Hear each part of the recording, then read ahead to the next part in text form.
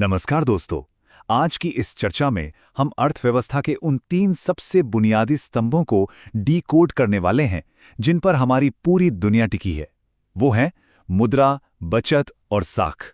चलिए शुरू करते हैं। जरा कल्पना कीजिए, बाजार में 1 किलो गेहूं चाहिए और उसके बदले अपनी गाय देनी पड़े। अजीब लग रहा है ना?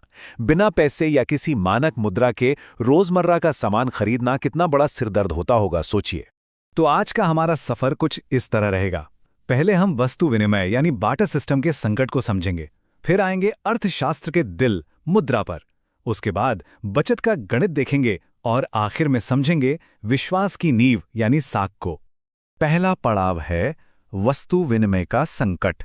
एक ऐसी दुनिया जहां पैसे का कोई नामो निशान ही नहीं था। पुराने जमाने में लोग वस्तु विनिमय प्रणाली का इस्तेमाल करते थे। इसका सीधा सा मतलब है एक सामान या सेवा के बदले दूसरा सामान या सेवा देना। सुनने में बड़ा आसान लगता है, लेकिन सच कहूं तो उस दौर के समाज के लिए सीधे सामान की अदला बदली करना किसी बुरे सपने से कम नहीं था।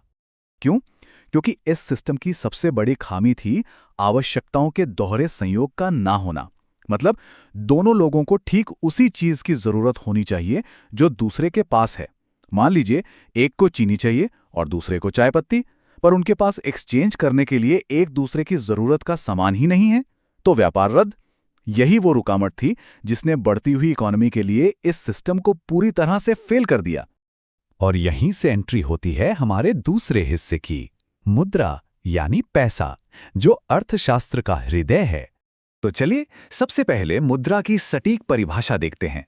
मुद्रा आखिर है क्या? ये कोई ऐसी चीज है जो विनिमय के माध्यम और मूल्य मापक का काम करती है और जिसमें संपत्ति इकट्ठी की जा सकती है।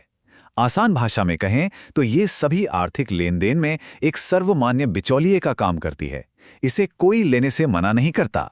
इस बारे में मशहूर अर्थशास्त्री हार्टले विदर्स ने बहुत ही कमाल की बात कही थी।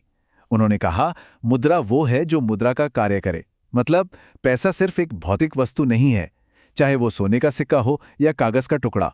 मुद्रा की असली पहचान इस बात से होती है कि समाज में उसका काम क्या है। मुद्रा का ये सफर सच में बड़ा दिलचस्प रहा है। सोचकर देखिए, शुरुआत में जानवरों की खाल और अनाज वस्तु मुद्रा थे।